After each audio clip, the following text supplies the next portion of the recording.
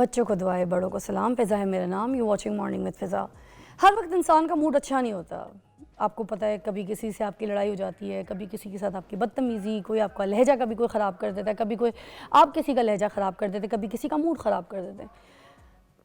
Sometimes आप बहुत लोगों के साथ अच्छा बनने की कोशिश करते हैं, आप लोगों के साथ इन्वायरमेंट अच्छा करने की कोशिश करते हैं, बहुत से इदारों में, बहुत घर के माहौल में, रिश्तों में, आप अपनी चीज़ों को, सिचुएशन को लेके चलने की कोशिश करते हैं, जबकि बहुत से लोगों को पता होता है कि नहीं, हमारे साथ गलत हो रहा है, बट दे बेयर वाई।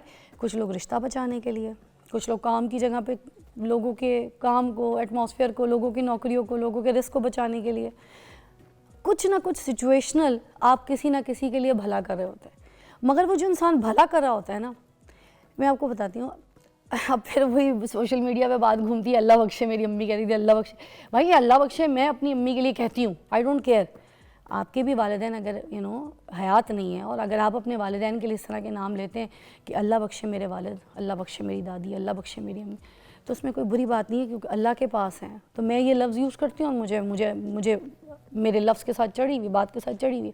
मेरी अम्मी कहती थी कि जब हम किसी के साथ जुल्म करते हैं या किसी के साथ बदतमीज़ी करते हैं या किसी के सामने कोई आवाज़ उठाते हैं या किसी को गलत कहते हैं, तो हमें लगता है सामने वाला बहुत मासूम है, जबकि असल में हकीकत ये होती है कि सामने वाला बहुत समझदार होता है, उसे पता होता है कि उसके साथ गलत किया जा रहा है, उसके साथ जुल्म किया जा रहा है, उसके साथ बुरा किया जा रहा है और उसको बुरा बनाने की माशरे में कोशिश की जा रही है, मगर सामने वाला उसको कहता है यार बेवकूफ़ है, लग रहा मुन्ना भाई।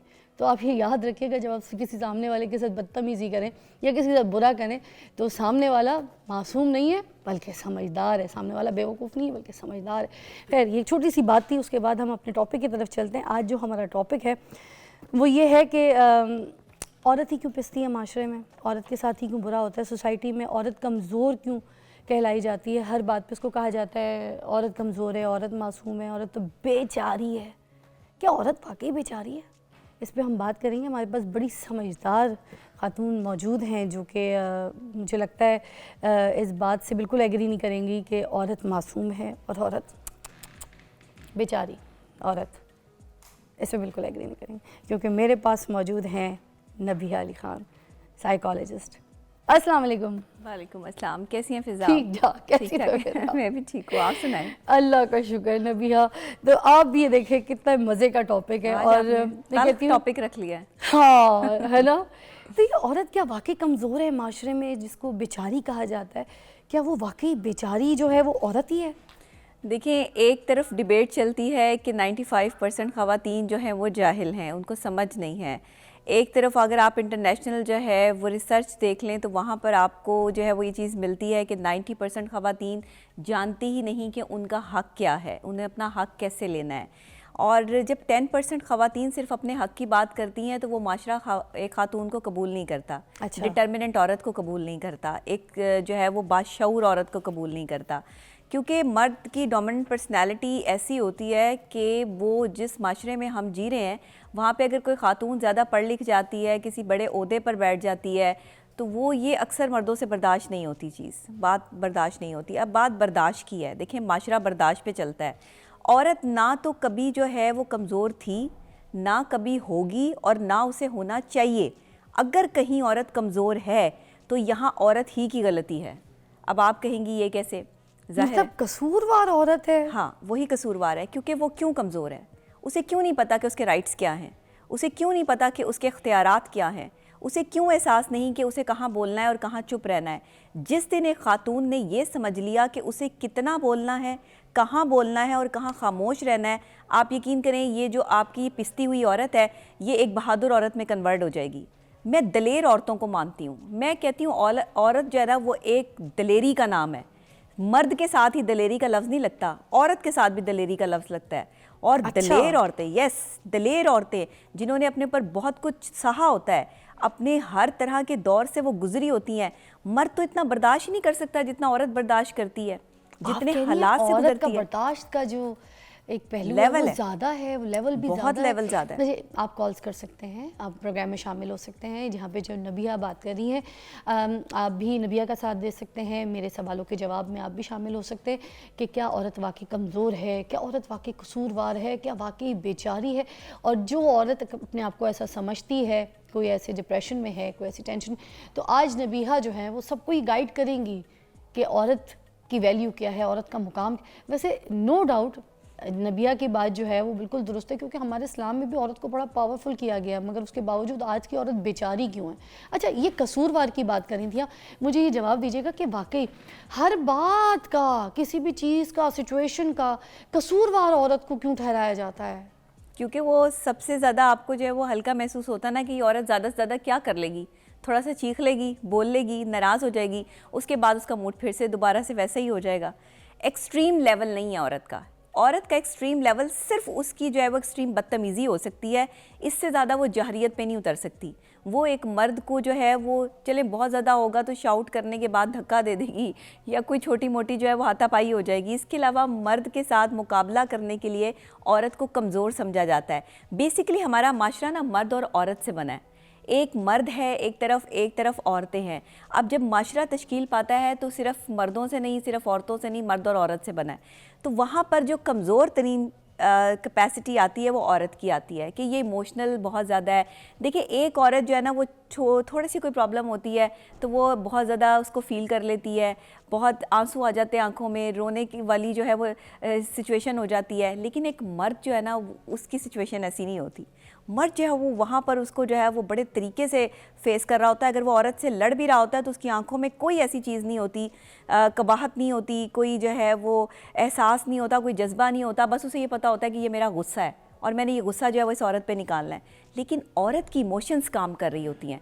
औरत के आंसू जो है वो फ़ौरन से आने शुरू हो जाते हैं, उसके अंदर की फीलिंग्स उजागर होने शुरू हो जाती हैं, इसलिए औरत को कमज़ोर समझा जाता है। अच्छा, एक कॉल है कराची से समन की, उनको शामिल करते हैं। अस्सलाम वालेकुम।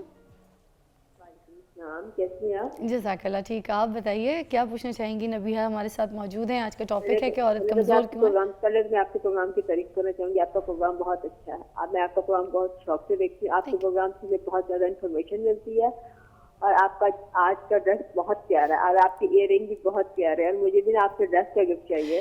इयरिंग्स तो मेरी अम्मी के हैं। और अच्छा, ड्रेस में बोलूँ तो मेरी बड़ी बहन का, ये वाला नहीं दे सकती, कोई और आपको दे दूंगी, आप नंबर लिखवा दीजिएगा।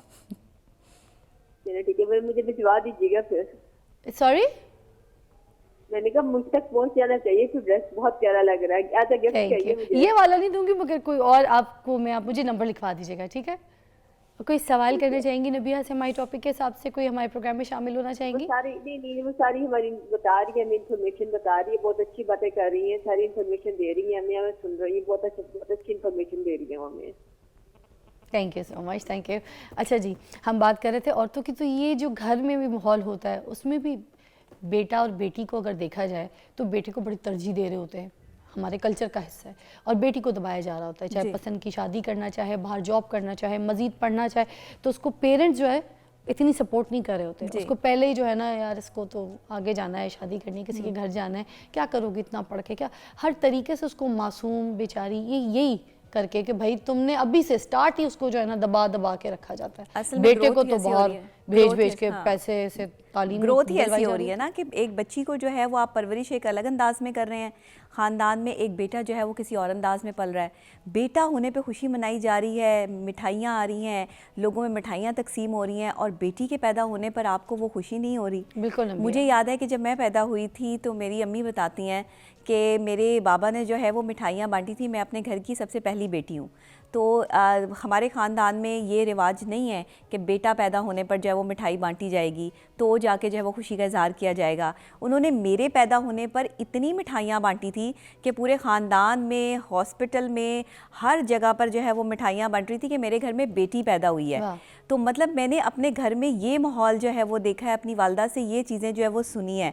और फिर जब मेरे भाई हुए, क्योंकि मैं 2 भाइयों की इकलौती बहन हूँ, तो वो 2 भाई जब मेरे हुए तो वो मैंने उनके होने पे मिठाई बांटी, जबकि वो मेरे से एक 2 साल छोटा है और एक 3 साल छोटा है बस। लेकिन मैं भी उस टाइम जो है वो 3 साल की थी, तो मैंने उस पर मिठाई बांटी कि मेरे घर में जो है वो भाई आए हैं।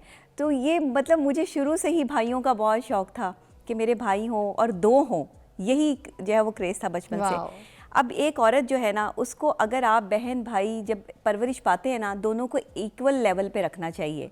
मैंने अपने ख़ानदान में नहीं देखा कि हमारे ख़ानदान में लड़कियों को कम जो है वो प्रेफरेंस देते हों या लड़कों को ज़्यादा देते हों। बैलेंस्ड होता है। अगर जो है वो चिकन की बोटी या कोई जो है वो गोश्त की बोटी जो है वो भाई के लिए है तो वो बहन के लिए भी है। ऐसे नहीं है कि ये तुम अपने भाई के लिए रख दो, ये शौहर के लिए रख दो। इवन मेरे शौहर की लाइफ भी, जब मैंने अपनी जो है वो शादीशुदा लाइफ देखी, उन्होंने सबसे पहले जो है वो खाना निकाल के मेरी प्लेट में देना होता था कि नबीहा ये आपके लिए है। और उन्हें पता था कि ये सबसे अच्छी और विदाउट जो है ना वो हड्डी वाली बोटी खाती है, तो ये बोनलेस खाती है, तो वो जो है वो बोनलेस जो है मेरे हिस्से में आता था। तो मतलब हमने ये चीज़ें देखी हैं और ऐसा ही होना चाहिए। ऐसे एक कॉल भी शामिल करते हैं। फौजिया है इस्लामाबाद से। नबिया, अस्सलाम वालेकुम। वालेकुम अस्सलाम। जी फौजिया जी, क्या कहेंगी आज के टॉपिक के हिसाब से? नबिया भी साथ हैं। जी, मैं इनसे पूछना चाहूंगी एक सवाल, और ये शायद मेरा जाती तजुर्बा है। हाँ। औरतों के हुक्म के बारे में बात तो बहुत की जाती है और अच्छी बात है, अवेयरनेस पैदा हो रही है, लेकिन औरतें अगर अपने हकूक की बात करती हैं तो कभी उन पर फैमिली प्रेशर ससुराल की तरफ से बहुत होता है और कभी उनके अपने वालिदैन की तरफ से बहुत होता है। मतलब जैसे अगर मैं अपना ज़ाती तजुर्बा आपसे शेयर करूं तो मैं एक पढ़ी लिखी फैमिली से ताल्लुक़ रखती हूं, लेकिन जब मेरे निकाह के मौके पर मैंने ये कहा अपने वालिदैन से कि मैं अपना निकाह नामा खुद पुर करना चाहती हूँ, उसकी तमाम शिकें खुद पढ़ना चाहती हूँ, तो उस पर मेरे वालिदैन ने शदीद रिएक्ट किया था कि हमारे ख़ानदान में ऐसा नहीं होता, हालांकि ये मेरा हक था। और उस पर उन लोगों ने सारी शराइत पर क्रॉस ही लगाई, जैसे सारी पाकिस्तानी ख़वातीन के निकाहनामे पर लगाए जाते हैं। तो उसमें मतलब अगर मैं उस वक्त जिद करती तो शायद मेरे रिश्ते से इनकार हो जाता, क्योंकि ससुराल वाले भी उस चीज़ पर आमादा नहीं थे। कोई हक महर नहीं रखा गया, कोई शराइत को फॉलो नहीं किया गया और ना मुझे उस चीज़ पर अमल करने दिया गया। तो उस हालात में एक औरत क्या कर सकती है? फौजिया, बहुत ज़बरदस्त इशू जो है जिसको आपने हाईलाइट किया है। और कुछ इस तरह की चीज़ें ऐसी ससुराल में भी आपके होती हैं। आप अगर अपने शौहर से कहते हो कि ये मेरा हक है, तो वो फिर अपनी फैमिली की, अपनी ख़ानदानी रवायात को बीच में लाया जाता है कि हमारे ख़ानदान में सारी बहुओं के साथ ऐसा ही होता आया है, तुम कोई नई बात क्यों कर रही हो, तुम्हारी बात पर अमल नहीं किया जाएगा, नहीं मानी जाएगी। अब ब्रेक के बाद फौजिया बात जो नबीहा यहाँ पर शेयर करेंगी ज़रूर सुनिएगा। आपने बहुत अच्छा जो है ना ये टॉपिक आगे एलैबोरेट किया है, ठीक है। इस सवाल का जवाब जो है, आपकी बात का जवाब जो है आगे और बढ़ाएंगे हम ब्रेक के बाद।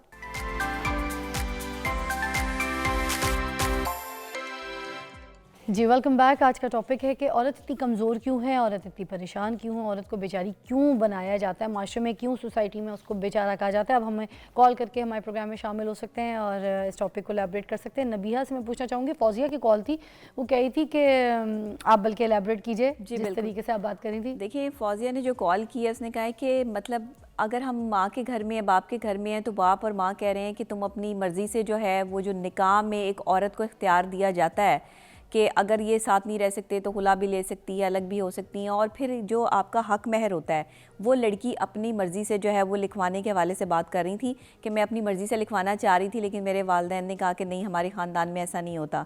फिर जब मैंने अपने शौहर के आगे कोई बात रखी तो उन्होंने भी कहा कि हमारे ख़ानदान में ऐसा नहीं होता।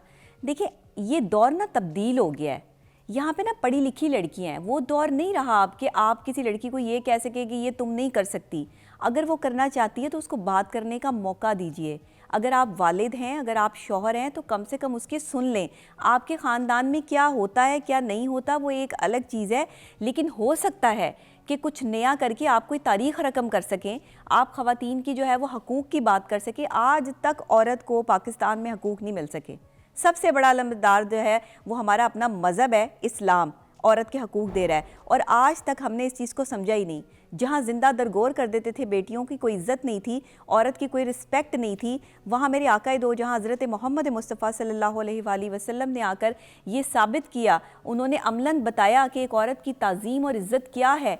अपनी बेटी हज़रत फ़ातिमा ज़हरा सलामुल्लाह अलैहा के लिए आप खड़े हो जाया करते थे, वो तशरीफ़ लाती थी, आप खड़े होकर उनका इस्तकबाल करते थे।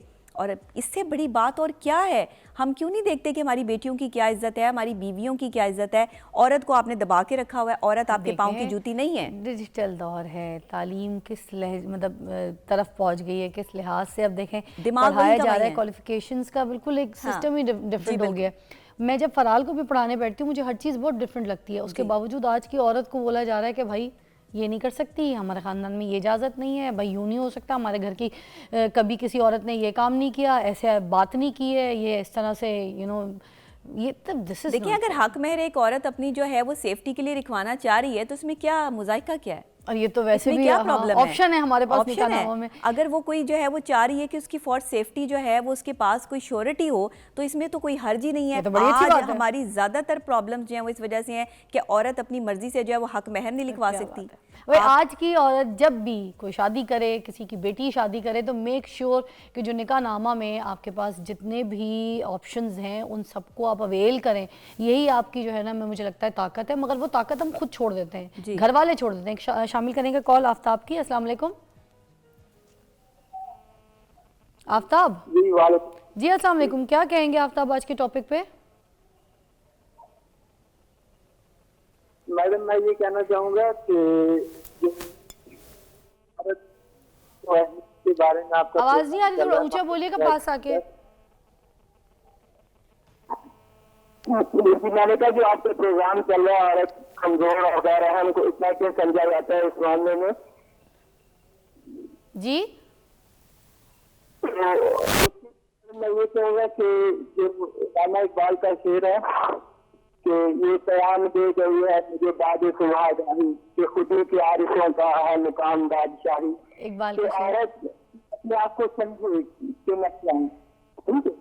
तो इंशाअल्लाह ताला उन्हें अल्लाह ताला इज्जत देगा दोनों जहान में। बस यही मेरा पैगाम है कि समझना चाहिए, जानना चाहिए, पहचानना चाहिए कि मैं क्या हूँ। और औरत वो अफजल रुतबे पे अल्लाह ने पास किया है, जो माँ भी है, बहन भी है, बीवी भी है, बीवी भी है, और बहुत सारे रिश्तों में हमारे साथ, ठीक और है। बहुत अहम रिश्ता है। थैंक यू आफ्ताब साहब। अभी इसी पे आगे बात करते हैं। उन्होंने तो इकबाल का शेर बड़ा अच्छा जी। इन्होंने पढ़ा है, बोला है, तो उसके अलावा भी बड़े सारे शेर हैं, आपको पता है, जैसे खुदी को कर बुलंद इतना, इस तरह के ऐसे बहुत से शेर हैं जिससे बड़ी आपको जो है ताकत मिलती है। एक कॉल और शामिल करते हैं। अस्सलाम वालेकुम जी, एनी है फैसलाबाद से। अस्सलाम वालेकुम। भाई साहब जी, एनी क्या कहेंगे आज के टॉपिक पे? जी, मैं आपसे बस एक बड़ा पर्सनल क्वेश्चन करना चाहूंगी कि मेरी बेटी है 3 साल की थी जब से उसको मीडिया ज्वाइन करने का बड़ा क्रेज, और मेरे हस्बैंड जो है बड़े नमाजी, परहेजी, तहज्जुद गुजार, तो यकीन करें, यू कांट इमेजिन कि मैंने उसको बचपन से मार खाते देखा है। मतलब एमफिल कर चुकी है। आगे आगे, अब आवाज़ कट गई। आगे एमफिल कर चुकी है। 3 साल की उम्र से बच्ची को जो है ना मीडिया का शौक है। मीडिया का शौक है, और उसने लिटरली मार भी खाई है। अब मेरे ख्याल से सिचुएशन में वो एमफिल भी कर चुकी है। क्या कहेंगी? देखिए, क्योंकि मियाँ जो हैं वो उनके बड़े हाँ, रिलीजियस ज़ाहिर भी बात हैं, दीनी भी हैं। बिल्कुल।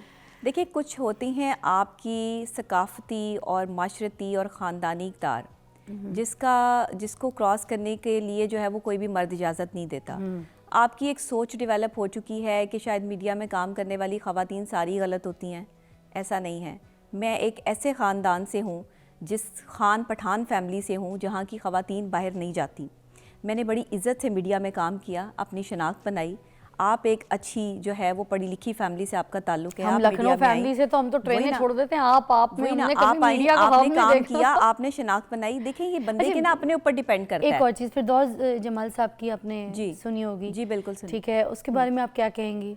देखिए, क्योंकि इसी टाइप की हाँ। सिचुएशन है, जिस तरह की कॉल आई थी। जी, उस पे क्या कहेंगे आप? जहाँ तक उनका ताल्लुक है ना, तो ज़िंदगी आपको मुख्तलिफ रंग दिखाती है, मुख्तलिफ अदवार दिखाती है।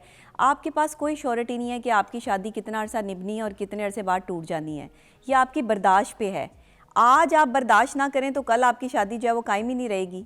ये सारी बर्दाश्त के मामलात हैं इसीलिए बर्दाश्त का हुक्म इस्लाम दे रहा है कि एक दूसरे को बर्दाश्त करना है। मियाँ बीवी कंपैटिबल कभी भी नहीं हो सकते एक दूसरे के। आप मेंटल कंपैटिबिलिटी की बात करते हैं, उसमें भी आपको एक बंदे को झुकना पड़ेगा, एक बंदे को बर्दाश्त करना पड़ेगा, दूसरा बंदा तब जाके आपके साथ निभा पाएगा। क्योंकि आपके दोनों जूते जो हैं वो एक ही पाँव के नहीं होते। आपका राइट साइड का जूता राइट में है, लेफ़्ट का लेफ़्ट में है। दोनों कंपैटिबल कब बनते हैं? जब आप राइट का राइट में और लेफ़्ट का लेफ़्ट में पहनते हैं। और हाँ, बनावट एक जैसी है, उसका स्ट्रक्चर एक जैसा है, कंफर्ट जोन भी एक जैसा है, लेकिन वो जो बनाया गया है ये समझें कि वो एक राइट है और एक लेफ़्ट है, एक मशरिक़ है और एक मगरिब है। तो मियाँ बीवी कंपैटिबल तब बनेंगे जब वो बर्दाश्त को दरमियान में रखेंगे, एक दूसरे को स्पेस देंगे, एक दूसरे की इज़्ज़त करेंगे। ज़िंदगी में कोई भी रिश्ता बग़ैर इज़्ज़त के आप नहीं निभा सकते।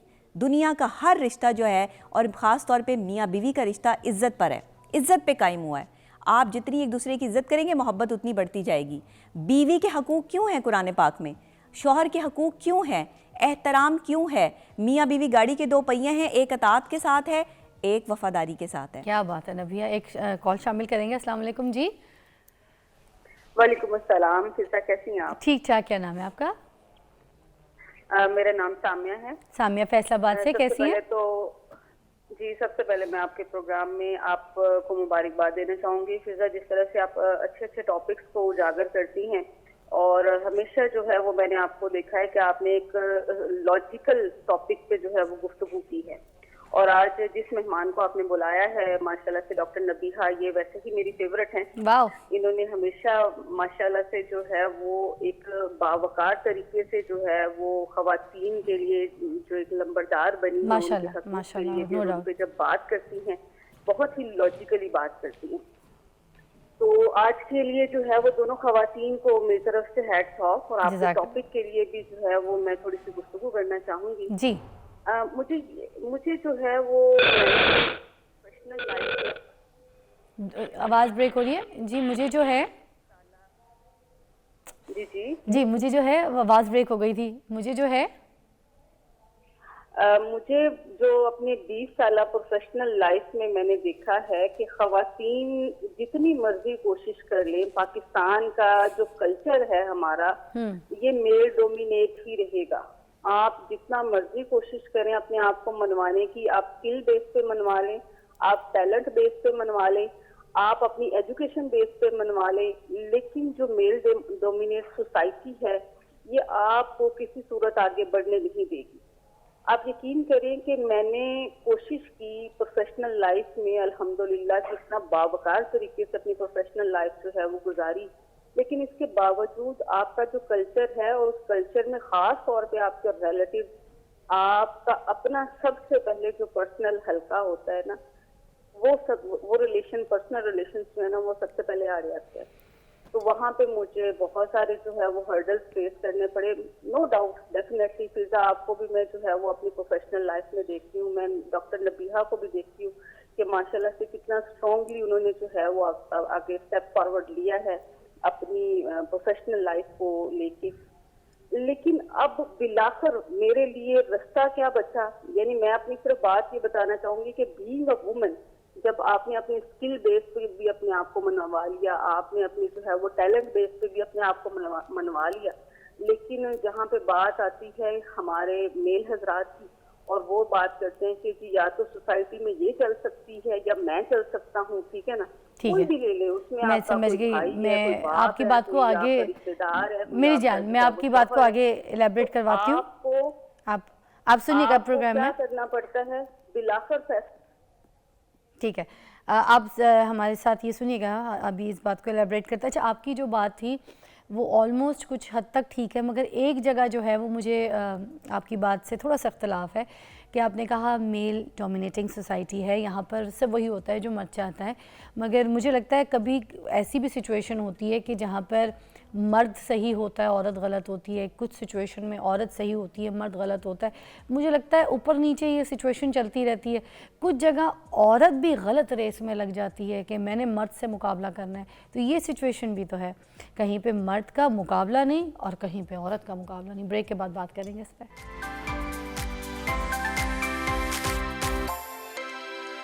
Welcome back you watching morning with Fiza आपकी प्रोग्राम में कॉल भी शामिल करेंगे। आज हम ये बात करें औरत इतनी मजलूम इतनी बेचारी क्यों है, हर चीज़ की कसूरवार उसी को क्यों ठहराया जाता है कि बस इस औरत की वजह से सारा कुछ हुआ है। तो आज आप बात कर सकते हैं। नबिया भी हमारे साथ मौजूद हैं। डॉक्टर नबिया, ब्रेक से पहले एक कॉल आई थी, मैं उसके बारे में बात करूंगी कि देखिए मैं ये कह रही थी कि कुछ जगह जो है औरतें सही होती हैं, कुछ जगह जो है मर्द गलत होते हैं, कुछ जगह औरतें जो है वो झगड़ा लेके खड़ी हो जाती हैं कि नहीं हमसे कोई ज़्यादा आगे नहीं बढ़ सकता, और ख़ास तौर पे मर्द से पंगा लगा लेती हैं जी। और कुछ मर्द जो है वो औरत को पैर की जूती समझ के जो है ना उसको जलीलो ख्वार कर रहा होता है। तो दोनों तरफ से टारगेट कहानी तो चल रही है, बट आप क्या कहेंगे इस बारे में? देखिए, एक खातून जो है ना उसने ये एक मर्द की तरबियत भी करनी है और एक औरत की तरबियत भी करनी है। जिस दिन हमारे पाकिस्तानी माशरे में बेटियों के पैदा होने पे मिठाई बांटी जाएगी ना, उस दिन आप औरत का मुकाम देखिएगा, उस दिन आप लोगों की सोच देखिएगा। मुकाम सोच से मिलता है। जैसे ही आपकी सोच तब्दील होती है, पॉजिटिव होती है, आप किसी को भी अपनी ज़िंदगी में बेहतर मुकाम देते हैं। जहां आप नेगेटिव सोचते हैं किसी के बारे में, भी वो औरत है या मर्द, वहीं आप उसके मुकाम को जो है वो डिग्रेड कर देते हैं, गिरा देते हैं। बेसिक मुकाम होता है जो किसी की भी नज़र में होता है आपके लिए। यहाँ सूरत हाल ये है कि मियाँ की नज़र में बीवी का मुकाम और बीवी की नज़र में शौहर का मुकाम वो लेवल क्रॉस कर गया है कि जहाँ पर हम बदतमीज़ी की उस आखिरी हद को पार कर जाते हैं जो हमें नहीं करना चाहिए। माँ बाप सबसे पहले अपनी बेटियों को इम्पोर्टेंस देना सीखें।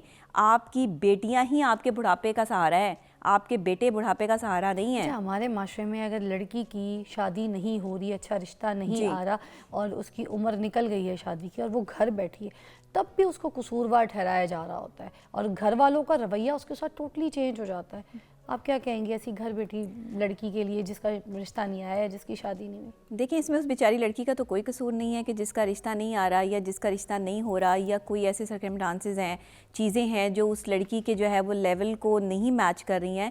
कंपैटिबल लेवल पे मैच पे शादी करनी चाहिए। दो ख़ानदानों में शादी होती है, ख़ानदान के ख़ानदान उजड़ जाते हैं अगर आप जो है वो अपने लेवल के लोगों में शादी नहीं करते। देखिए, एक बंदा अगर जो है वो मीडियोकर है तो उसको नहीं चाहिए कि वो बहुत अमीर ख़ानदान में जो है वो अपनी बेटी की शादी कर दे। उसकी वजह ये कि वहाँ जाके तौर तरीके मामलात कुछ और होंगे, आपकी बेटी के तौर तरीके और मामलात कुछ और होंगे। या तो आप पहले देखें, प्रॉपर कोई ट्रेनिंग सेंटर नहीं हमारे पास, हम प्री मैरिज काउंसलिंग की तरफ नहीं आते, प्रो मैरिज काउंसलिंग की तरफ नहीं जाते।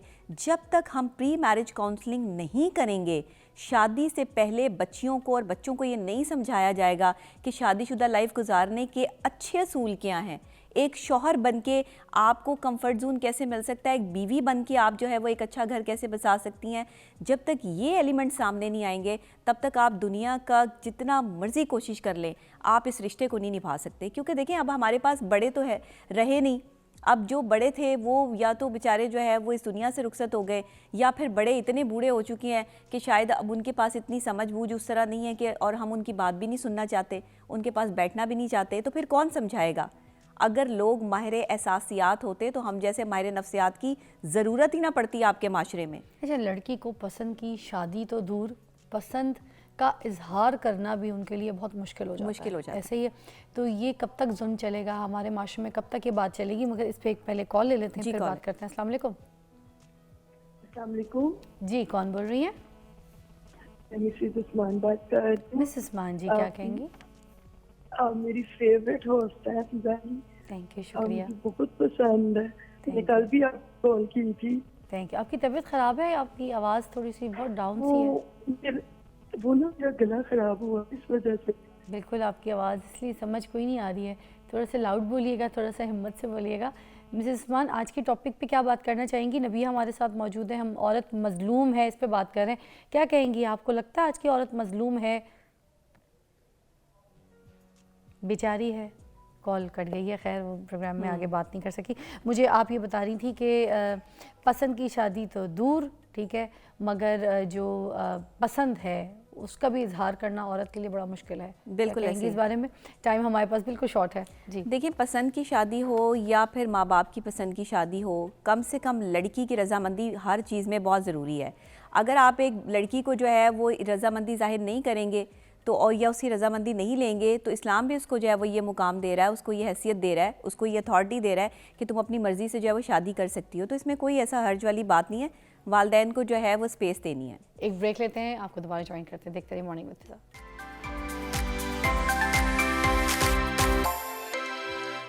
Welcome back, you watching morning with Fiza. नाज़रीन, आज हमारा जो टॉपिक है वो ये है कि औरत मजलूम क्यों है, औरत को बेचारी क्यों समझा जाता है आज के माशरे में। कॉल करके आप भी हमारे प्रोग्राम में शामिल हो सकते हैं। मैं बात पसंद की शादी पे करी थी, आप उसको एलैबोरेट करी थी कि आज के दौर में भी लड़की जो है अपनी पसंद का इजहार नहीं कर सकती, घर वालों का रवैया चेंज हो जाता है, पसंद की शादी करना तो दूर की बात है। देखिए, पसंद की शादी जो है वो अपने वालिदैन से क्लियरली शेयर नहीं कर पा रहे आज की नौजवान नस्ल, तभी तो जाके बेरारवी हो रही है, तभी तो जाके फिर वो अपनी मर्जियाँ करते हैं, अपनी मर्ज़ी से जो है वो बाहर शादियाँ कर लेते हैं। फिर वालिदैन जो है वो कहते हैं कि इसने हमारी इज़्ज़त का जनाजा निकाल दिया, इसने हमारी इज़्ज़त को ख़राब कर दिया। इस्लाम कह रहा है कि निकाह को आम करो। आपका बेटा या बेटी जब जवानी में पहुंच जाते हैं और उनकी कोई पसंद है तो आप उनकी पसंद का एहतराम करें। शादी दो लोगों ने गुजारनी है। ये जो हमारे यहाँ दो ख़ानदानों का कॉन्सेप्ट है ना, इसको ख़त्म किया जाए। ये मेरी रिक्वेस्ट भी है, मेरी अपील भी है। जो लोग मुझ पर इस पर क्लेम करना चाहें वो क्लेम भी कर सकते हैं, लेकिन माजरत के साथ आपने जो एक प्रेशर डाल दिया 20-22 साल की लड़की पे कि पूरा ख़ानदान संभाले आगे जाके, उसका कसूर क्या है? ट्रेनिंग तो आपने उसको दी नहीं। आप अपने घर से उसको 20-22 लोगों को संभालने की ट्रेनिंग दे रहे हैं और आप इतने बड़े ख़ानदान में उसकी शादी कर रहे हैं जहां उसकी नंदे हैं, देवरानियां हैं, जिठानियां हैं, सबका उसी ने करना है। जो अब एक और पहलू जो मुझे लगता है ज़रूर डिस्कस होना चाहिए इससे पहले कि हमारा प्रोग्राम का टाइम ख़त्म हो जाए जी। अब एक तलाक याफ्ता औरत है, औरत की तलाक हो जाए तो सबसे पहले पूरे माशरे में उसको कसूरवार ठहराया जाता है कि इसकी वजह से घर ख़राब हुआ है, या फिर माशरे में उसको बड़े आम लफ्ज़ों में कहा जाता है देखो तलाक लेके बैठी है। और तलाक लेके अगर कोई औरत बैठ जाए और तलाक याफ्ता और डिवोर्स जो, उसका तैयार होना इस माशरे में बुरा समझा जाता है, उसका फैशन करना माशरे में बुरा समझा जाता है, उसका अपने दोस्तों में उठना बैठना, लोगों के साथ हंसना बोलना वो बुरा समझा जाता है, माशरे में कामयाब होना वो बुरा समझा जाता है। या अकेली वो रह रही हो तो भी माशरा उस पर उंगली उठाता है, अकेली रह रही है, मर्द से तलाक लेके बैठी है, खराबी होगी, बाजारू होगी, ऐसे लफ्जों से नवाजा जा रहा होता है। बिल्कुल। इस मामले में भी औरत को कसूरवार ठहराया जा रहा होता है। Why is that? बड़ी गलत बात है, क्योंकि देखें तलाक तो जो है वो मर्द ने दी है ना, तलाक का जिम्मेदार तो मर्द है। उसने तलाक ना दी होती तो उसको तलाक कैसे होती? सवाल तो यहाँ ये उठता है माशरे में। अगर औरत तलाक ले ले, चलें औरत तलाक ले ले, वो खुला ले सकती है, और अगर मर्द जो है वो फिर भी एग्री करेगा तो ही उसको तलाक देगा ना। मर्द की जो है वो हाँ होगी तो ही तलाक होगी, तो फिर मर्द भी तो कसूरवार है ना। और ऐसा कैसे हो सकता है कि ताली आप एक हाथ से जो है वो हवा में बजाते रहे? ताली दोनों हाथों से बजती है और दोनों हाथ जो हैं वो इसके लिए ज़रूरी हैं। ब्लेम तो आप ये टेबल पे भी ताली तब बजाएंगे जब टेबल होगी, ऐसे जो है वो हवा में तालियां नहीं बजा सकते आप। तो इसलिए मियाँ बीवी जो है वो दोनों जिम्मेदार हैं तलाक के। कोई एक बंदा आप जो स्पेसिफिक एक औरत को इल्ज़ाम ठहराते हैं कि यही जिम्मेदार है, इसने तलाक ली है तो यही जिम्मेदार होगी, नहीं। आपके बिहेवियर जिम्मेदार हैं, आपके रवैये गलत हैं एक दूसरे के साथ जो आपको तलाक हो रही है। आपके अंदर बर्दाश्त की कैफियत ख़त्म हो गई है। अगर आप बर्दाश्त कर रहे हैं तो फिर पैमाना लबरेज हो चुका है, फिर आपके बर्दाश्त की कैपेसिटी ख़त्म हो चुकी है। देखिए, एक लेवल होता है बर्दाश्त का भी, उसके बाद इंसान बर्दाश्त भी नहीं कर पाता, वहाँ पे भी जाके रिश्ते ख़त्म हो जाते हैं। कुछ जो है वो बर्दाश्त ना होने की वजह से रिश्ते ख़त्म हो रहे हैं। आप ये नहीं कह सकते कि सिंपल इसी वजह से रिश्ते ख़त्म हो रहे हैं। वजह कोई भी हो, वजह मियाँ और बीवी ही हैं। तो इन्हें चाहिए कि इन्होंने अपने घर को बसाने के जो है ना वो चीज़ें ढूंढें जो आपके लिए कंफर्ट जोन में हो, ना कि एक दूसरे के लिए मुश्किलात पैदा करें। थैंक यू नबिया, थैंक यू। बहुत इंपॉर्टेंट टॉपिक पे आपने हमारा साथ दिया, बड़े अच्छे तरीके से चीज़ों को एलैबोरेट किया। फिर आपको मधु करेंगे, फिर किसी ऐसी ज़बरदस्त टॉपिक पे। एक न्यूज़ ब्रेक है, उसके बाद आपको दोबारा ज्वाइन करते हैं।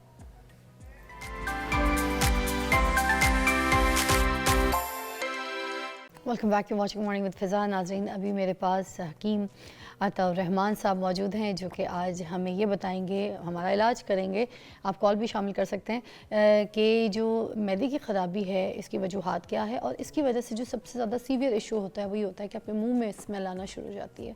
आपके मुंह से फिर जब स्मेल होती है तो ख़ुद भी आपकी जो है ना तबीयत आवाज़ार सी लगती है, और सामने वाले को तो मज़ीद तकलीफ़ होती है। उसका तो दिल करता है कि मैं जाकर ख़ुदकुशी कर लूँ अगर कोई बोल रहा हो और उसके मुंह से बदबू के भपके आ रहे हो।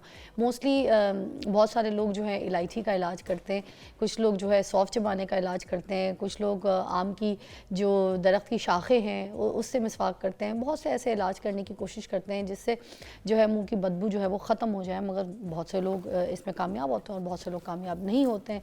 और अगर देखा जाए तो मेडिकल और अगर हिकमत देखा जाए तो दोनों के हिसाब से इन चीज़ों में ये भी कहा जाता है कि मिर्च मसालों का इस्तेमाल कम करें, ताज़ा सब्ज़ियाँ खाएं, ताज़ा फल खाएं, स्टफ़ ऑल दैट। तो इसमें किस हद तक कामयाबियां हैं। अगर कोई इस तरह की सिचुएशन से अपने आप का इलाज करना चाहे, अपनी ट्रीटमेंट करना चाहे, मुंह की बदबू को दूर करना चाहे, तो आज हम पूछेंगे हकीम साहब से। अस्सलाम वालेकुम, कैसी तबीयत है? जी वालेकुम अस्सलाम व रहमतुल्लाह, अल्हम्दुलिल्लाह जी खैरियत से। देखिए कितने सारे सवाल हमारे जहन में है, कितने सारे तरीके लोगों को जो है कुछ पता है, कुछ गलत, कुछ सही, मगर आज आपको हमने मधु इसलिए किया ताकि आप हमारी सारी चीज़ों को ठीक करें और हमें बताएं कि जो मुंह की बदबू हो जाती है ये क्यों हो जाती है, क्या मैदे की ख़राबी की वजह से होती है? जी बिस्मिल्लाहिर्रहमानिर्रहीम। मुंह की स्मेल देखें, कोई भी चीज़ अगर उसके अंदर बिगाड़ पैदा होता है या ताफुन पैदा होता है तो स्मेल छोड़ती है। तो जब आपका स्टमक प्रॉपर वर्क ना कर रहा हो, मैदा आपका किसी भी चीज़ को जुज़े बदन ना बना रहा हो, तो उस सूरत में ख़ुराक वहाँ पे रुक जाती है। और तादेर रुकना अल्लाह पाक का एक सिस्टम है कि हर चीज़ एक प्रोसीजर के तहत है। यानी अगर अनडाइजेस्टेड फूड इंटेस्टाइन में रुक जाएगा तो कॉन्स्टिपेशन भी होगी, ऑब्स्ट्रक्शंस भी होंगे और वहाँ पे बहुत सी बीमारियाँ पैदा होंगी। इसी तरह मैदे के अंदर कई वजूहात से, एक हम लोग जब बेटाइमिंग खाना खाते हैं, यानी रात बनाई अल्लाह ने आराम के लिए, दिन बनाया अल्लाह ने काम के लिए, तो रात में जब जितनी क़ुव्वतें होती हैं जो खुराक वाली हैं वो मदम पड़ जाती हैं। हम खुराक दे के उनको एक्टिव करने की कोशिश करते हैं तो वहाँ पे वो ऑर्गन वीक हो जाते हैं। तो लोग तो सारे पिज़्ज़ा बर्गर रात को मंगवाते हैं। ये गलत है ना, ये बिल्कुल गलत है। आप दिन में जितना मर्जी बदपेजी कर लें, दिन में जितनी मर्जी खुराक खा लें, वो आपको इतना नुकसान नहीं पहुँचाएगी जो बेड टाइम पे नाइट मील जो लोग ले रहे हैं और नया ट्रेंड बन गया है। डील जो बनाई हुई हैं, ऑफर की हुई हैं, वो ये वाले तो बहुत खाने अवेल खतरनाक ना चीज़ है। करें। और अच्छा। देखिए ना, जब से ये मामलात हुए हैं उस वक्त से कितनी बीमारियां जन्म ले गई हैं। बिलखसूसी पिछले 5 साल में बच्चे हमारे मैदे के कितने मरीज़ बन चुके हैं। तो दूसरी चीज़ मैं ये बता रहा था कि इसमें रेशा बलगम जिनको रहता है, सम टाइम लोगों को साइनोसाइटिस के इश्यूज़ हैं, बलगम रेशा बहुत बनता है। वो भी जब आपका केरा गिरता है और स्टमक में वो उसमें ड्राई हो जाता है तो उस सूरत में भी स्मेल आती है मुंह से। ये 2-3 वजूहात हैं अच्छा, जिसकी वजह से कॉज करती जी है। स्मेल आती तो ये मुंह की बदबू को दूर करने के लिए कोई ऐसे कारआमद नुस्खे अगर आप हमें बता सकें जी। और किस किस सिचुएशन के हिसाब से हैं तो प्लीज़। ये जो सौंफ वाली बात मैं करी थी, जी, जी। कुछ लोग इलायची मुंह में रखते होते हैं, कुछ लोग कहते हैं, अच्छा इलायची से मुझे कंफर्म नहीं है, आप इसको सही बता सकते हैं कि इलायची से मुंह की बदबू थोड़ी देर के लिए खुशबू आ जाती है मुँह में, मगर मेरे ख्याल से मुँह की बदबू का इलाज नहीं है। और जो सौंफ है उसको थोड़ी थोड़ी देर बाद, हर 2-4 घंटे के बाद चबाने से शायद मुंह की बदबू का इलाज है। इनमें क्या सच्चाई है, आप बयान करते हैं? जी देखें, इलायची का अरोमा जो है ना वो बड़ा खुशनुमा है। और इलायची मसलन आपने किसी मीटिंग में बैठना है या गाड़ी में बैठे हुए किसी से कन्वर्सेशन, कई लोगों में बहुत स्मेल आती है कि वो आपने किसी साथ फ्रेंड के साथ बैठ भी नहीं सकते। तो उस सूरत में तो आप इलायची का इस्तेमाल कर सकते हैं वक्ती तौर पे। वक्ती तौर पे इलाज नहीं है ये? नहीं इलाज नहीं, ये बात जानना ये था प्रॉपर मुझे, इलाज देखें नहीं है। और जो सौंफ का आपने बताया, सौंफ के बहुत से बेनिफिट हैं। ख़ासकर हम लोग अक्सर जो हमारे पास स्मेल वाले पेशेंट आते हैं उनको हम रिकमेंड करते हैं कि आप सुबह नहार मुँह अर्क गुलाब 1/4 कप पी लें सुबह नहार मुँह, और बेड टाइम पे अर्क सौंफ पी लें 1/4 कप। अच्छा। और आप इमेजिन करें कि 8-10 दिनों के अंदर वो स्मेल वाला मामला आस्ता आस्ता जो है ना कम होना शुरू हो जाए। वाह। ये दोनों चीज़ों से पहले सुबह जो है वो अर्के गुलाब जी, करना है सुबह अर्के गुलाब 1/4 कप 1/4 कप उठते साथ ही पी लें। और निहार मुंह पी। जी निहार मुँह। और इसी तरह रात को बेड टाइम पे अर्के सौंफ 1/4 कप पी लें। वाह। ये दोनों चीज़ें ओनली। और वो जो सौंफ चबाने वाला नुस्खा है वो सौंफ वो आप देखें खाने के बाद सौंफ चबाएं, उससे भी उसका जो आपका सलाइवा है और आपके अंदर जो स्टमक इश्यूज हैं वो रेक्टिफाई होते हैं। देखिए सौंफ बेसिकली कासरे रिया है। अच्छा। यानी हमारी बॉडी के अंदर जो गैसेज एक्सेस बनती है ना उसकी प्रोडक्शन को भी रोकती हैं और उसके अखराज को भी मुनज़्ज़म करती हैं। वाह, किचन में पड़ी हुई चीज़। हाँ, देखें, और क्या अल्लाह की कार- बहुत बड़ी नेमत है ये। वाह। दूसरा ये एपिटाइज़र है, जिन बच्चों में भूख नहीं लगती। आप देखें ना, हमारे पुराने जो अतिब्बा थे या माएँ थी वो बच्चों को चोअरका देते थे। तो चोअरका के अंदर भी सौंफ मौजूद है। हाँ। तो सौंफ हमारी भूख के मामलात, हमारे मैदे के मामलात, इवन के नौजिया मतली, ये खासकर प्रेगनेंसी में जो ख़वातीन को नौजिया होता है उसमें भी अगर आप सौंफ लेते हैं तो वो सेफ साइड है। हाँ, मैं मेरी बेटी फराल जब पैदा हुई थी, छोटी सी थी, बिल्कुल ही छोटी, तो मैं उसको जो है ये अर्के सौंफ पिलाया करती थी हाजमे के लिए, जी, हजम के लिए। बिल्कुल। यूं बर्ब लेती थी, पीठ जी। पे हाथ ही रखो, एक थपकी दो तो हजम उसको हो जाता था, जी, बर्ब जी। आ जाता था। बिल्कुल ऐसी है, बड़ी सेफ साइड चीज़। हाँ, तो ये इतना कारआमद है, क्या बात है जी। अच्छा, मुझे ये भी बताइएगा कि जो मिर्च मसाले वाले खाने हम लोग खाते हैं, तली हुई ग़िज़ाएँ खाते हैं हम लोग, जी, जी। ये जो तेज़ मसाले वाली हम बिरयानियाँ बनाते हैं, मसाले वाला गोश्त बनाते हैं, ये भी क्या हमारा मैदे ख़राब करती है, मुँह की बदबू कॉज करती है? देखें जी, इस टाइम सबसे बड़ा जो मसला है, जितने भी मैं समझता हूँ कि अतिब्बा हैं या मुआलजीन हैं, डॉक्टर्स हैं, उनके पास सबसे ज़्यादा पेशेंट मैदे के आते होंगे। और उसकी मेन वजह सबसे पहले तो हमारी लाइफस्टाइल है, दूसरा हमारा डाइट है, खुराक है। हमारे यहाँ बहुत ज़्यादा इस्तेमाल हो चुका है सुर्ख मिर्च का। सुर्ख मिर्च क्या करती है, मैदे में सबसे पहले मर्ज़ कहाँ से शुरू होता है, सोजिश से शुरू होता है। मैदे की सोजिश से मामला शुरू होता है। तो ये सूजता क्यों है मैदा? सूजता, मैं वही अर्ज़ करने लगा हूँ ना। देखें, हम लोग सुर्ख मिर्च स्पाइसी चीज़ें बहुत खाते हैं, चाहे हम बारबेक्यू लें उसमें भी हम सारे स्पाइसी एशियंस खाते हैं। इवन कि हम ये मुर्गन नान चने खाते हैं। आप फीके नान चने खाएं, आप कहेंगे तो नान चनों का टेस्ट ही नहीं आ रहा। तो बेसिकली जायका तो आपका मुंह उसको वक्ती तौर पे महसूस करता है, पर अंदर जाके जो वो बिगाड़ पैदा करता है ना, उसकी कंपनसेशन नहीं है। और बच्चे हमारे चाट मसाला घर की हर चीज़ में, इवन कि अब तो लोग बच्चे खानों के ऊपर बिना चाट मसाला छिड़क रहे हैं कि हमारा मुंह का टेस्ट डेवलप हो। तो उस टेस्ट के डेवलप होने की वजह से हमारे स्टमक के अंदर अल्लाह पाक ने म्यूकस मेम्ब्रेन्स बनाई हैं, जिसको हम म्यूकोजा कहते हैं। म्यूकोजा क्या है, वो एक सपोर्टिव लेयर होती है जो आपके स्टमक के टिश्यूज़ और उसके सारी चीज़ों को प्रोटेक्शन देती है। वो म्यूकोजा जो है ना हमारा, उसमें कट्स पड़ना शुरू हो जाते हैं। जब उसमें कट्स पड़ते हैं ना, तो वहाँ पे वो पूरा हिस्सा सोजिश पकड़ लेता है, पेन होती है, एपिगैस्ट्रिक पेन होती है। फिर तीसरी अहम वजह इसके अंदर एच पायलोरी, हेलिकोबैक्टर पायलोरी एक ऐसा बैक्टीरिया है जो नाकिस ग़िज़ाओं से, मिसाल के तौर पे कच्ची सब्जियों से, या हमारा सैनिटरी सिस्टम, यानी जो लोग पानी का ख्याल नहीं रखते। आपको पता है पूरे पाकिस्तान के कुछ ऐसे इलाके हैं जहाँ का पानी पीने से हेपेटाइटिस भी हो रहा है, जहाँ का पानी पीने से आपको IBS के इश्यूज हो रहे हैं। अब लोग इसका, जाहिर बात है गरीब लोग नहीं ख्याल रखते हैं कि यार अल्लाह तवक्कल पे पी लेते हैं। फिर दूसरा, गरीबों के साथ साथ जो हमारे कुछ उम्रा हैं, वो खाना तो अच्छा खाते हैं पर पानी वो होटल का पीते हैं। और फिर आगे कहते हैं जी होटल का खाना में सूट नहीं किया। अब आप देखें ना, 5,000 का खाना खा लिया और फ्री पानी पी लिया, तो उसमें जो है ना आपका स्टमक खराब होता है। एक ब्रेक लेंगे, उसके बाद ज्वाइन करेंगे। हम बात करें हकीम साहब से कि मैदे की खराबी की वजूहात क्या है, तो मुंह की बदबू क्यों कॉज करती है, इसको प्रॉब्लम है। कॉल में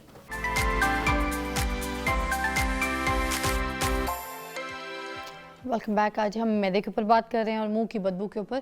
हकीम साहब हमारे साथ मौजूद हैं। मैं ये पूछना चाहती थी कि मैदे के साथ साथ जिगर भी मुतासर हो जाता है अगर मैदे में कोई प्रॉब्लम हो? जी जी बिल्कुल। ये देखें, गैस्ट्रोएंटरोलॉजिस्ट जितने हैं वो मैदे जिगर के डॉक्टर होते हैं, और मैदे जिगर का एक कॉमन लिंक है।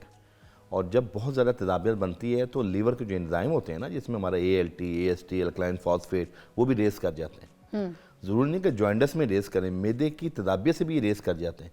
और लाइफस्टाइल हमारा जो है ना, या उसमें सेडेंट्री, और प्लस हमारा स्पाइसी चीज़ों का जब कसरत से इस्तेमाल होता है, मुरगन चीज़ों का कसरत इस्तेमाल होता है, मैदा हमारा लीवर भी डिस्टर्ब होता है। और लीवर हमारी बॉडी में 500 से ज़्यादा फंक्शन प्रमोट कर रहा है। जब आपकी तबीयत में भारी बोझपन आएगा, उस सूरत में भी लीवर को ज़्यादा वर्क करना पड़ेगा और वो मसाइल पैदा करेगा। और आप यकीन कीजिए, लीवर के लिए हमारे पास बड़ी बेहतरीन चीज़ है ज़ीरा सफ़ेद। ये मौजूद है मेरे पास, ये देखें, ये है ज़ीरा सफ़ेद।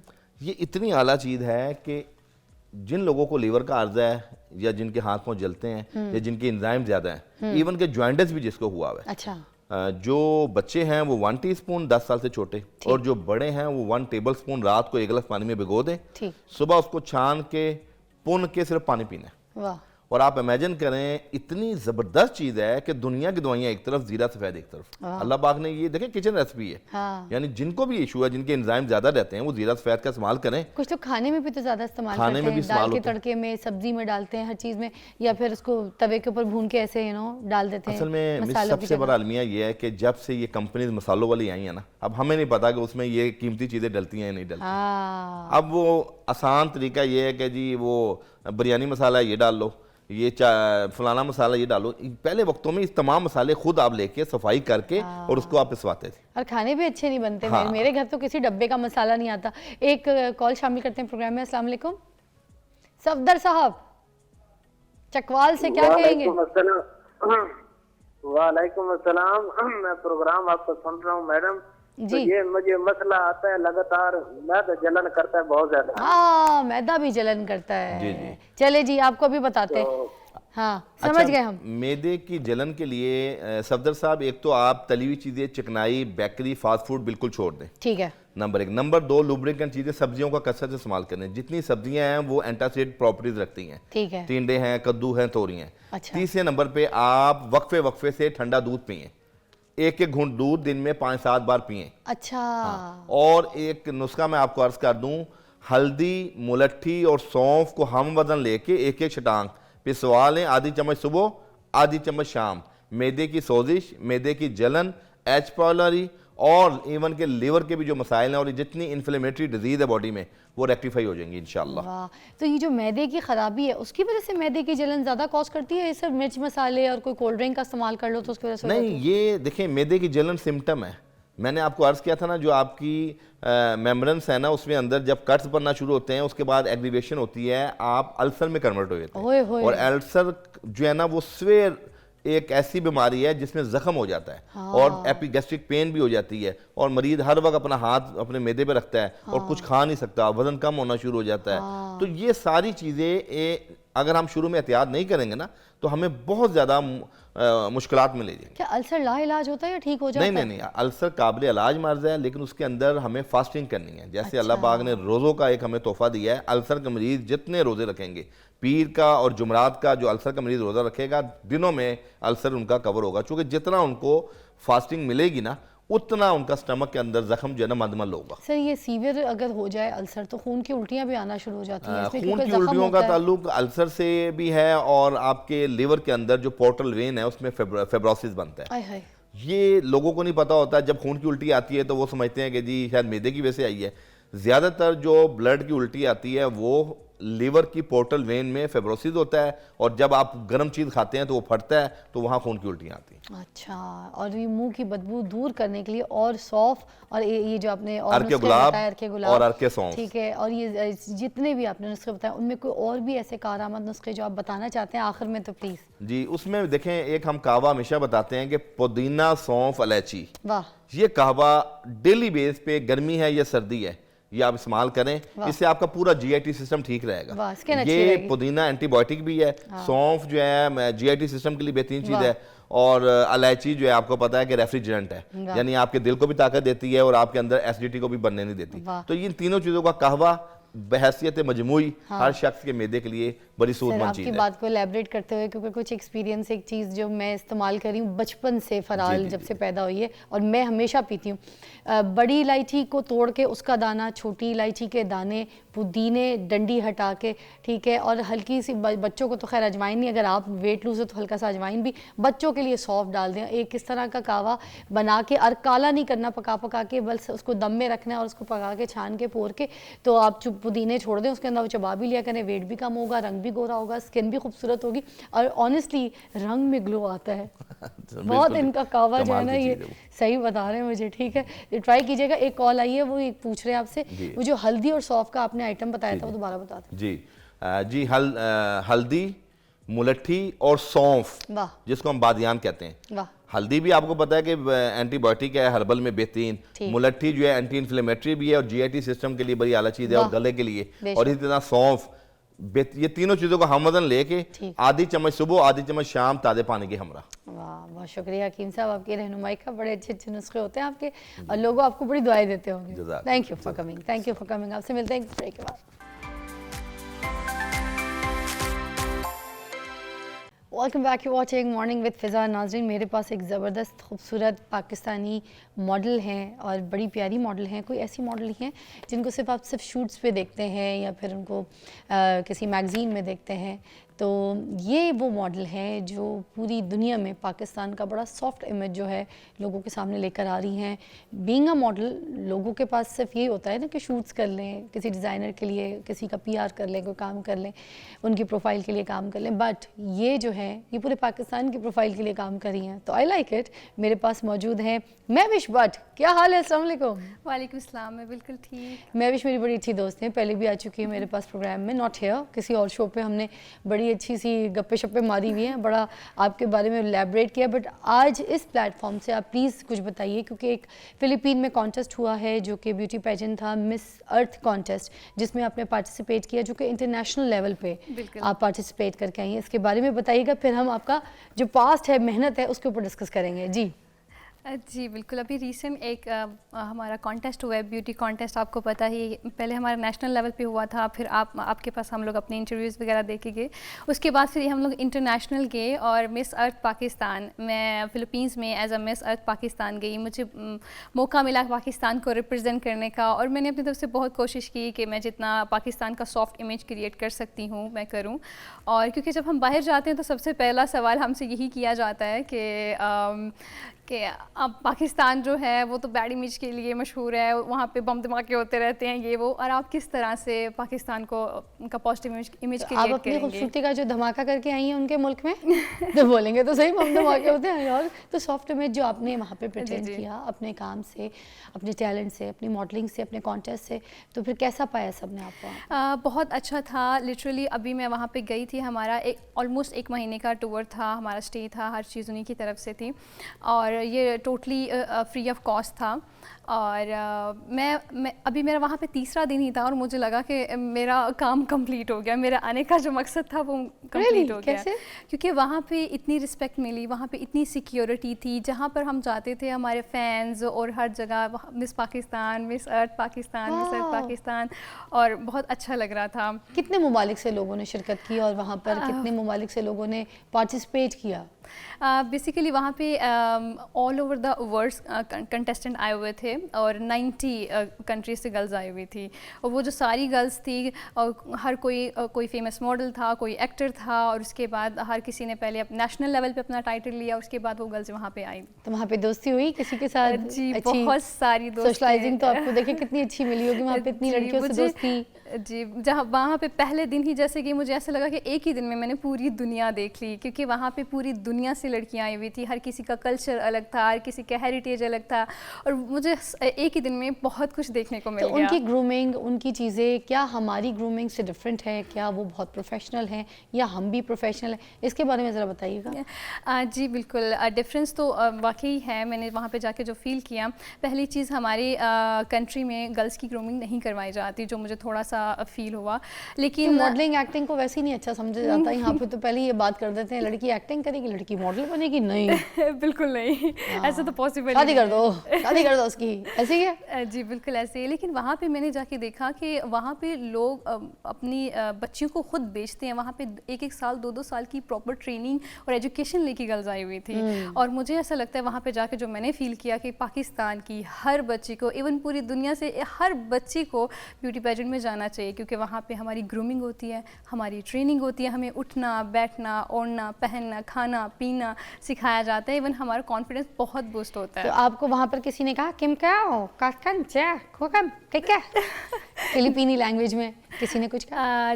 फिलिपीन में हमें कुछ वर्ड्स भी सिखाए गए वहाँ पे, जैसे थैंक यू कहते हैं, तो थैंक सलामत यू आप को। ब्रेक के लिए ज़रा फिलिपीनी लैंग्वेज में कहें, फिर हम ब्रेक जाते हैं। कहिए इस कैमरे में। फिलिपीन की पूरी लैंग्वेज तो मुझे नहीं आती, बस कुछ वर्ड्स आते हैं ये तो कह मैं दीजिए, कहूँगी। फिर हम ब्रेक पे जाएंगे। ये भी नहीं आता, बस 2-3 वर्ड्स आते कह हैं। सलामत को, thank you. Take a break यार।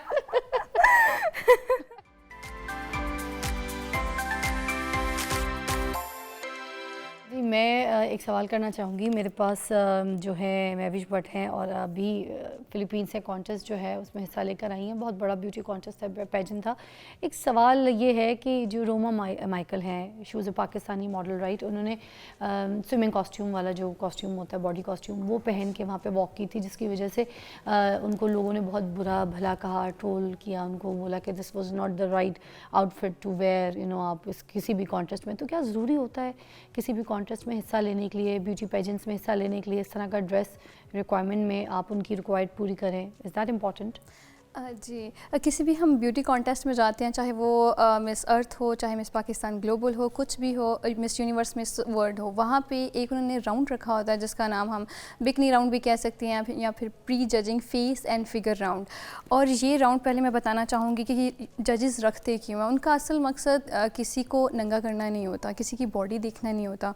उनका असल मकसद जो ब्यूटी क्वीन है उसको चेक करना होता है कि ये फिज़िकली और मेंटली हेल्दी है और कॉन्फिडेंट है, क्योंकि आपको आपको पता है कि आजकल जो हमारे यूथ हैं बहुत स्ट्रेस है, उनको बहुत एंग्जाइटी है, और एंग्जाइटी और स्ट्रेस में ये लोग निकल जाते हैं ड्रग्स लेने की तरफ। और जो गर्ल्स ड्रग्स लेती हैं अपने जिस्म पे कट लगा, उनके जिस्म पे कट लगे होते हैं और वो ड्रग्स वगैरह लेके, तो वो बिकिनी राउंड इसलिए रखा जाता है ताकि उसकी बॉडी देखी जाए, ये ना हो कि कल को उन्होंने ब्यूटी क्वीन बना दी और ब्यूटी क्वीन ड्रग्स लेती है उसकी बॉडी पे निशान है ड्रग्स के तो ये भी है। और उसके अलावा डिज़ाइन एक तरीके से तो बॉडी चेक ही हो गई ना, बॉडी को ही देखा जा रहा है, उसी को इन्हांस किया जा रहा है ना, चेक तो बॉडी हो रही है ना। मुझे लगता है कि अगर हम ये देखें कि बॉडी वो जज नहीं कर रहे हैं हमें, वो बेसिकली हमारी हेल्थ चेक कर रहे हैं, फिजिकल और मेंटल हेल्थ। तो हेल्थ तो मेडिकल टेस्ट वगैरह से भी की जा सकती है, मगर खैर छोड़, मुझे बताएं आपने किया या नहीं किया? नहीं, मैंने बिल्कुल नहीं किया। तो फिर यही सवाल है, क्योंकि आपने फिर किस तरह मेरा से किया? जी बिल्कुल, मैं इसको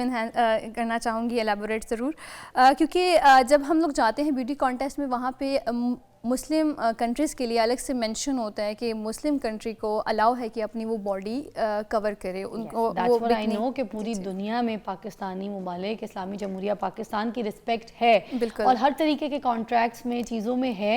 तो क्या लड़कियां, यही सवाल है कि अपनी मर्जी से करती हैं to show the body and stuff? जी बिल्कुल ऐसा ही है कि उनकी अपनी चॉइस है, उनकी अपनी चॉइस है। क्योंकि जब हम बाहर निकलते हैं तो नहीं किया क्योंकि जब हम बाहर निकलते हैं, कोई भी लड़की बाहर निकलेगी तो वहाँ पे जाके ये लोग अब खुद को प्रमोट करना स्टार्ट कर देती हैं, कंट्री को भूल जाती हैं। और मैंने वहाँ पे जाके खुद को प्रमोट नहीं किया, मैंने कंट्री को प्रमोट किया।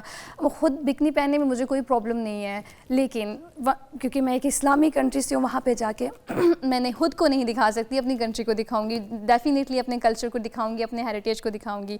और जहाँ तक बात है रोमा माइकल की, रोमा माइकल किसी और पैजेंट में थी, मैं वो मिस ग्रैंड में थी, और मिस ग्रैंड के रूल्स और रेगुलेशन मैं नहीं जानती, क्योंकि उनका एक इंटरव्यू मैंने देखा है उनके क्राइटेरिया में इम्पोर्टेंट हो, और उन्होंने कॉन्टेस्ट का हिस्सा भी थी, तो एज बीइंग अ मॉडल उन्होंने बहुत प्रोफेशनली उसका एक्ट जो है वो किया और उसमें हिस्सा लिया।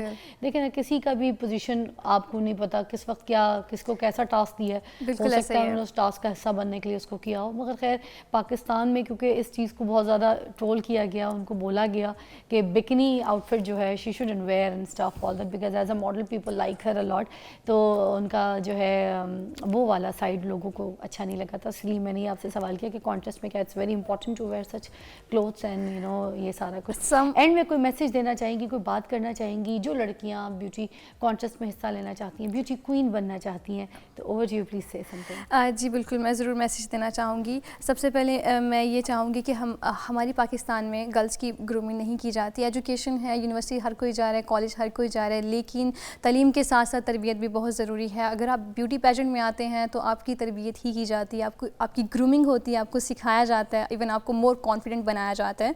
अगर आप लोग आना चाहती हैं तो आप लोग ज़रूर आएँ और अपने मुल्क का नाम रोशन करें, क्योंकि इंटरनेशनल लेवल पे जाके अपने मुल्क का नाम रोशन करना बहुत ज़रूरी है। एक हिसाब से ज़रूरी भी है, और दूसरा ये है कि हमारे कंट्री का इमेज भी बेहतर होगा, इससे पॉजिटिविटी फैलाना बहुत ज़रूरी है। ये गुजराती हैं, गुजराती फैमिली से हैं, और उसके बावजूद देखें इनकी फैमिली के सपोर्ट के साथ और अपनी फैमिली को जो है ना इन्होंने अपने हाथ में एतमाद में रख के तो आगे देखें हिस्सा लिया और अपनी ख्वाहिशों को भी पूरा कर रही हैं। और पूरी दुनिया में जो है वो मॉडल का एक ब्यूटी क्वीन कॉन्टेस्ट में जो पाकिस्तान की लड़कियाँ हैं उनका देखें सॉफ्ट इमेज दिखा रही, बड़ी बात है। तो I wish you best of luck, अपना बहुत ख्याल रखिएगा, यू लुकिंग प्रिटी। सो आगे और बहुत सारे कॉन्टेस्ट आपके लिए है, करें मुकाबला। आपसे मुलाकात करते हैं कल।